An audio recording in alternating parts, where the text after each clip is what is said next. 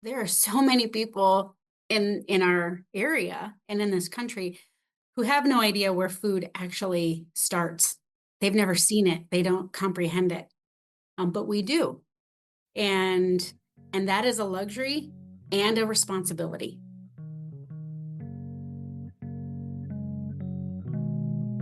Good, bad, and everything in between, the food we eat changes our lives and the land around us. Learn and be inspired by stories of food, people, and the land we all share as we explore how food transforms. This is Alex McKiernan coming to you from the Bob Hines studio at Robinette Farms, and I am embarrassed to say that in the richest country in the world, many people don't have access to adequate food and nutrition, including something like 15 to 20% of children. I think the research is that 40% of the food in this country ends up in the landfill, wasted, buried under the ground to rot, which drives me nuts as a farmer because I know how much work goes into producing food. But all that food goes to waste, and still 1 in 7 people in this country don't have enough food to eat. And I don't understand how that's possible. My mind immediately goes to who's supposed to fix this? Like, are those people in need to blame? Are they lazy? Do they need to work harder and better prioritize their spending? Or maybe employers are at fault. They don't pay enough for people to provide for themselves and their families. Perhaps nonprofit organizations aren't doing their jobs. Maybe they need to be more efficient with their resources and get food to the people who need it. Maybe government needs to step in. Should elected officials prioritize feeding those in need? I don't know the answers to these questions, and I'm guessing that every aspect of society needs to improve for us to address this problem. And today I'm joined by someone working to meet that demand for food and nutrition, Michaella Kumke, who just completed her 5th year as president and CEO of the Food Bank of Lincoln. Food Bank provides nutritional support to 16 counties in southeast Nebraska, including far beyond the city of Lincoln and into many rural communities where demand for these services are just as high as in urban areas. The Food Bank of Lincoln is a nonprofit similar to hundreds like it all over the country because, unfortunately, every corner of the U.S. includes people struggling to access enough food. In 2025, Michaella was named Woman of the Year in Lincoln, and you'll know why after we chat, because she is thoughtful, caring, driven, and focused. Michaella, welcome to Food Transforms. So good to be here with you, Alex. Thanks for the opportunity. Of course. I read something like 1 in 6 kids is quote unquote food insecure. And I wanted to start there. What exactly is food insecurity? Is that the same as hunger? How do we understand that? Well, first, I'm going to correct your Oh, stat based please on correct what me. my information is, but it's not for the better, Dang. unfortunately. So yeah, 1 in 7 of our neighbors, including 1 in 5 children and 1 in 3 of our Black and brown neighbors, face hunger and food insecurity. And so you asked, what is food insecurity? The USDA defines it as lacking adequate nutrition to live an active and healthy lifestyle, or the inaccessibility to those resources. So it can be a combination of financial resources, or it could be a barrier through transportation. If a person lives in an area considered a food desert and can't readily get to food, or maybe their transportation, if they have a personal vehicle, it might be an unreliable automobile. Or maybe they live too far from a bus line, if a bus line exists. And so it's more about how we're able to access the food, enough food and nutritious food to be active and healthy. Wow. 20 to 30% of kids. Yeah. And is that similar nationwide, or that's what we're looking at here in southeast Nebraska? It's pretty similar nationwide, but we really focus here on our 16 county service area in southeast Nebraska. Yeah. So how does that food insecurity affect kids' bodies and brains? Because I know as a parent, it's like, if my kids are a little bit older now, but as soon as they're not like working well in the system, I'm like, why don't you have a snack? Let's start there. How does that food insecurity affect growing kids' bodies and brains? Yeah, and to be fair, aren't we all just kind of big kids because we've both been around those adults? We've been those adults. I get a little hungry. Yeah. Yeah. But for kids, it's critically important because their little bodies are still growing. And if we don't get enough nutrients at those important stages of our, important developmental stages, it's going to throw the whole system, that person, out of whack for a foreseeable time frame. It really, when we talk about the first 5 years and education as being critical for a child's brain development, well, that brain development doesn't happen if your physical development, if your body is not nourished. Mm. And so it affects everything from how a child is able to sleep at night. If their tummy is grumbling and they can't soothe themselves to sleep, that's a concern. It affects our ability to focus, in the classroom.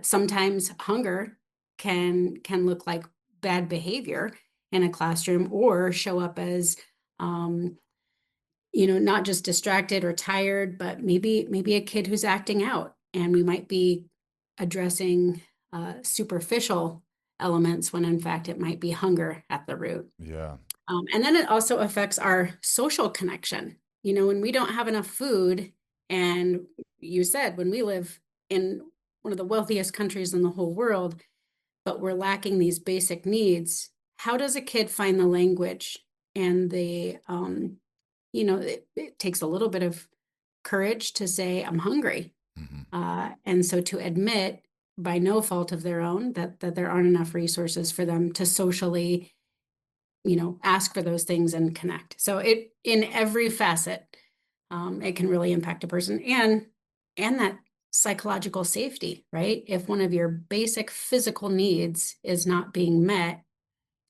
you start to wonder about the safety of your environment. Mm. So it's just, I cannot overstate the importance of food. The all of those things are so interconnected, from behavior and school performance and all these things. But they're really difficult to tease out or quantify, I imagine. I'm just curious, like, has there ever been research comparing the costs of, meeting those nutritional needs now, the cost of providing that food now versus future costs to society of people behavior wise or productivity wise? I don't know. That might be really Mhm. hard to do.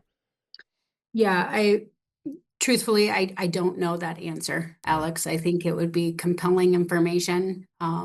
If it's happened recently, I don't have that report yet. Yeah. Um, but I do think it's one of those generational Right. data points, right? Mm-hmm. Um, and we do see that in generational poverty, maybe anecdotally Mm. versus qualitatively. Sure. Food Bank of Lincoln, I think, was founded in 1982. Um, do you have a sense of how food security and demand for your services has changed over those roughly 45 years? Yeah. So in our first full year of operations, um, we connected something like 300,000 meals. And last fiscal year, we connected nearly 10 million. Wow. Uh, yeah. So quite a lot has changed. And it is tough sometimes to know, is that the need changed that drastically? And I think that is true. Or is it that we have looked at it, up close, and more critically, Right. and that we have, by design, part of this organization's work is education. That's one of our core values. And so being able to talk about hunger is pretty important so that people can access the resources they need. And so over time, Alex, I think it is kind of that question of, did talking about it help more people feel welcome to access the resources when they need it? Or has the need just exploded that much? And it's probably a little bit of both. A little bit of both. Right. Yeah. Um, I've found it in my life, it's hard to accept help. Um, I learned in kind of a rush once, uh, in the first year after I was injured. Yep. So I was using my wheelchair a lot more then. I still use it quite a bit, but I was heading into Target and, people want to help. And Yeah. I'm a big, strong man and I don't need help. Right. And so I'm headed, pushing my wheelchair towards the door at Target, and it wasn't a sliding door, it was a swinging door that I was getting Mm. close to. And I Mhm. saw a woman inside, and she caught my eye. And I could read her thoughts because they said, I'm going to open the door for that young man. And I thought, no, you're not. So I sped up, right? I went a little Yeah. faster. And she was like, oh, he's going faster than I thought. So she sped up. And so then I sped up. And we're both practically like sprinting towards the door. She gets there Mm. just a fraction of a second before me. And I lean forward to try to grab the door, and she swings it open and hits me in the head. Sure. Yeah. Yeah. No good deed goes Right? unpunished, Right? right? And what would have been easier? I should have just said, thank you. Right? And accepted that help. But it's hard to accept help, I think, for everybody. Are there ways that the food bank tries to make it easier for folks to accept help, or is that just something people got to get over? Uh, Speaking as a thick-headed German descent here, Alex, I appreciate that story and have similar of my own. But yeah, at the food bank, all we can do, we can't make anybody do anything, and we don't want to make anybody, Right. you know, be anything other than who they are. But we absolutely stress the importance of our core values and what that means, and how showing up with compassion, responsibility, collaboration, diversity, using that education, all these things creates a space. All we want is to create a space for community, and um, and to let people access the resources when they are ready, when they need them, in a way that feels safe, productive, and valued to them. Um, it's it, we're not in the business of judgment. We are definitely in the business of community. Um, and I heard a great quote on a different podcast from Kristen Bell, the actress. Mm-hmm. She said, "Annoyance is the price of community." There are these moments, like you experienced a moment of annoyance with that other person, right? Yep, you didn't want to accept help, but to be in community with one another, there's tolerance that has to happen, Right. right? And so I think it's just doing our best through our actions and through our programs to welcome people and know that we all need help. We all need help. I need help frequently. You Mm-hmm. gave your example. We all need help. It just looks different for each of us from time to time. Yeah, I think that's definitely true. We all need help. I think there's a narrative about pulling yourself up by your bootstraps, and there's something to be God. said for that. Like people have to make an effort in life. Absolutely. But I know that I've gotten to where I am because of a lot of people providing a lot of support and guidance and mentorship and money and time. And I think you're right. Support looks different for everybody. Yeah. You gave me the sticker last year that the food bank has that says people got to eat. Yeah. And I wondered about, in the intro, I was talking about whose fault is this? Who's responsible for fixing this? And I really like that bumper sticker, or that sticker, just because it kind of reduces it down to like, who cares whose fault this is? The bottom issue is that people got to eat. Where did that come from? That phrase or that sticker? Absolutely. This is a shout out to John Mabry, the Chief Relationship Officer at the Food Bank of Lincoln. Folks may recognize him. Prior to coming to the food bank 15 years ago, he worked as a sports editor and writer. And so John has this incredible ability to simplify the Mm-hmm. words. He's a master, and I admire that in him. But he used to have this scribbled on his whiteboard for the longest time. People got to eat. People Yep. got to eat. And it was one of those things that sort of became I think, his own mantra in his work of fundraising and development. And at one point we're like, well, we all love that. Let's Yeah. get that a little bigger, right? Right. Like Right. and because it is that simple. And it is that idea that it doesn't matter what your political beliefs, what your spiritual beliefs, what your cultural practices are, your faith or absence of faith. None of that matters when it comes to food. It matters in how we celebrate and recognize those things, but to get to food, it is very simply all people gotta eat.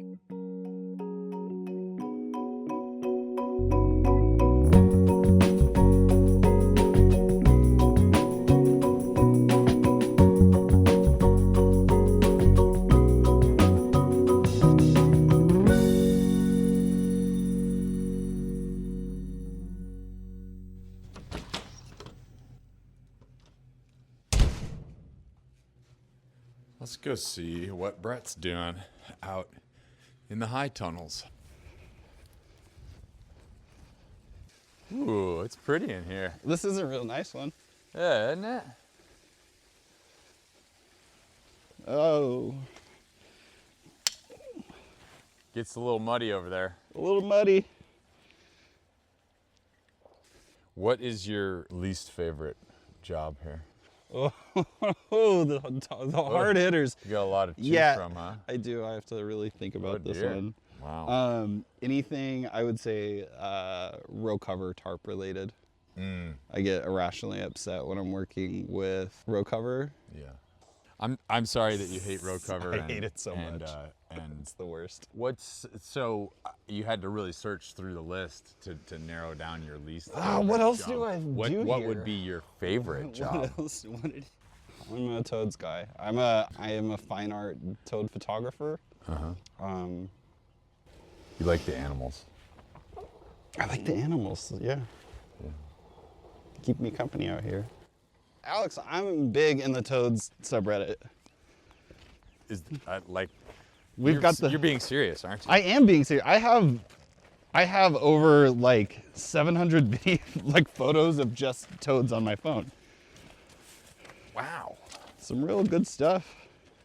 People are saying finest toads in the Midwest.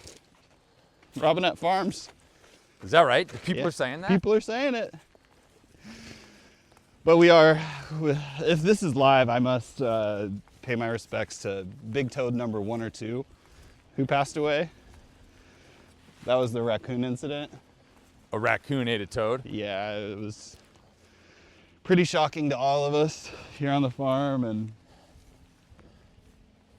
it was like the best toad. There wasn't one better. You could tell the difference between... Yeah, I could. I have like a photo shoot of his last, I have a bunch of really, really good photos of him on his last day, or the last time I saw him alive. I had no idea you were so into toads. Alex, we've got some glamour shots here.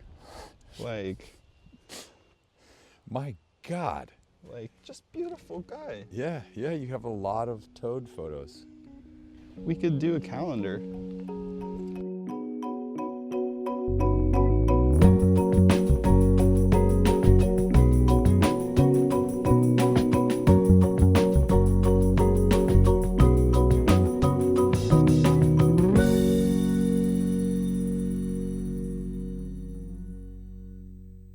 We are back with Michaella Kumke of the Food Bank of Lincoln. We're coming to find that the food actually reaching many people, not just your clients, but the public at large, is often providing lots of calories, but isn't nourishing them because the food lacks nutrition. Many people are actually overfed and undernourished, which contributes to all sorts of health problems. That's a real challenge, though. How does the Food Bank of Lincoln balance this need both to get people fed calorie-wise, but also provide them adequate nutrition? You bet. So of the nearly 10 million meals that we connected last year, 30%, about 35% was fresh produce. And we're constantly working to increase that number just to make that balance and accessibility available, right? Again, I'm always going to go back to, it is not our job to police what people eat. Health looks very different person to person. Healthy food And let me be more specific about that, Alex. I had a great conversation that opened my own mind to this with a person working in behavioral health, mental health. And she works quite a bit with folks who are experiencing addiction and in some instances, excuse me, and also populations in a separate conversation, seniors in rural areas. So these two different conversations informed how I think about it. In both cases, had feedback from those neighbors that folks who are struggling with addiction or facing addiction, they may not have great dental health. Mm. Similarly, the experience with the elderly gentleman in rural Nebraska sharing that, fresh produce is really hard for him to eat because he also doesn't have great dental health and didn't have the ability to pay for the health that he needed. Right. And so on one hand, we absolutely work hard to make sure that the healthy, fresh foods are available because we all know how much that affects our body chemistry and our mental health. Mm-hmm. But if an individual just needs food today, and that food is, a soft, maybe processed, bun or something, that food is healthy food today. Right. Right? It's the stabilizing force. But it's all these things. It sounds a little cliche, but the balance. Yeah, no, it We makes sense. absolutely promote and believe in getting healthy food accessible because it's also the most expensive. And you know this. Yeah. And it's why we're proud to partner with you guys. Local food is ideal. Right. Fresh food is preferred, but there is no bad food. Yeah. No, I think that's a good way to look at it. And that is a real challenge. I feel like in this country, people expect food to be cheap, to be inexpensive. And we're seeing that a lot now, people getting frustrated and upset at the cost of food from someone who's producing it in a family that's trying to run a business doing it. I'm like, I don't know how you can make it any cheaper. Like we're not making enough money to be long-term financially sustainable. Our business model is selling low volumes, relatively small volumes of high value food. Schools, the food bank, other like large institutional buyers, because of funding limitations, like you said, food costs a lot. You're really based around a model that's high volume of relatively lower value food. Not bad food, but relatively lower value food.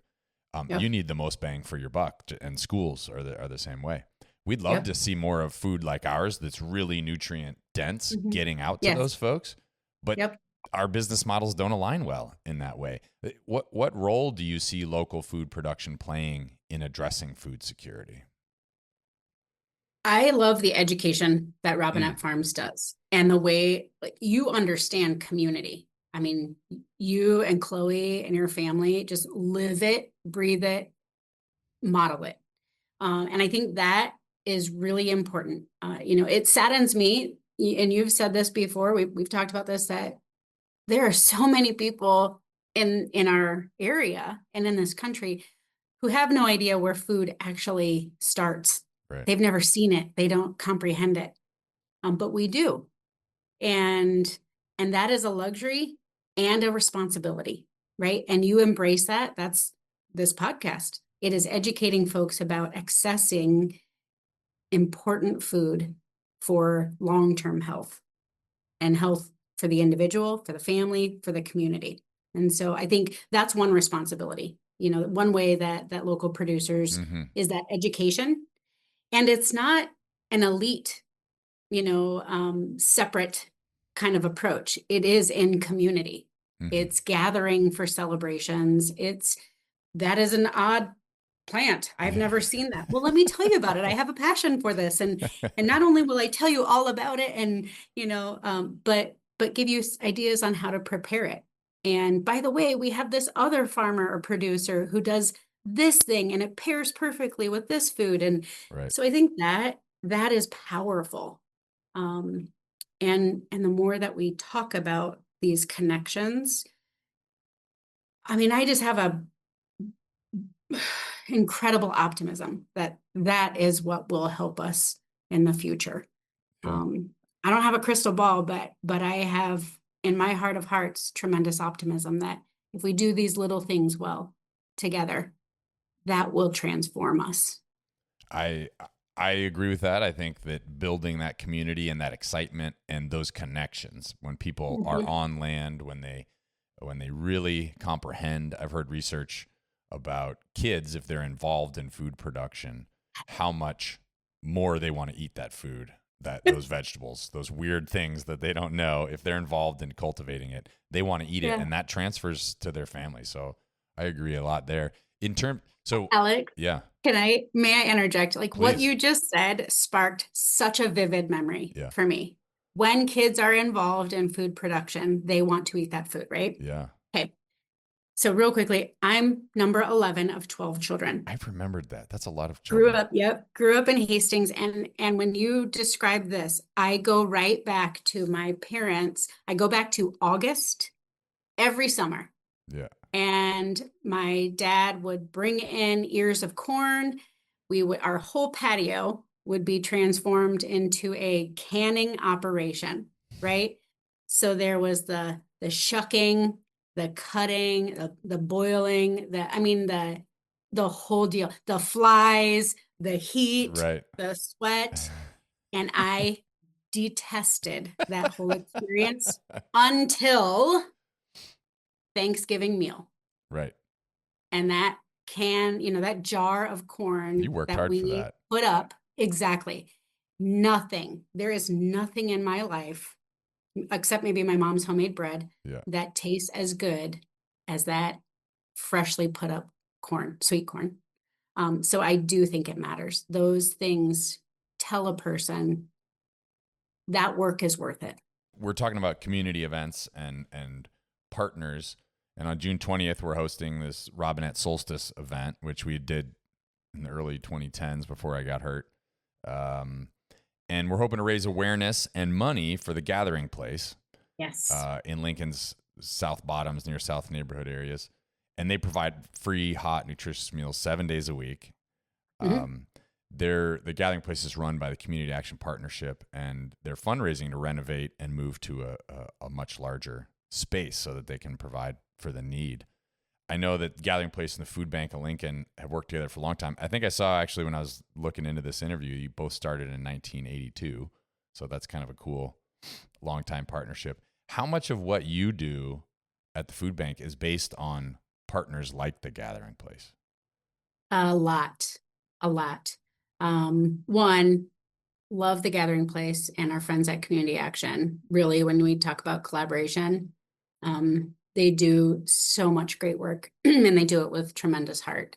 So we're glad to be in partnership with them and excited for their success, because it's really the success of the community. But our partners, okay, so if we do, the Food Bank of Lincoln serves 16 counties and it's 9,200 square miles. We're providing mobile food distributions each month, but it's really our partnerships with other nonprofits, more than 60 other nonprofits across that 16 county area. They help us get food into neighbors' hands. They're a vital part of our food connecting system, and we're frankly pretty selective about our partners because we want to make sure that they have a shared sense of appreciation for every neighbor, and that the dignity is always happening. That is part of what we think is really important. So without our partners, we could not connect the meals that we do at the volume that we do. They are a lifeline. Food transforms everything around us. If you like what you heard today, please subscribe, post glowing reviews, and tell your friends. Visit robinettefarms.com today for food and info. Join us next time, and remember, food is a gift. Enjoy it.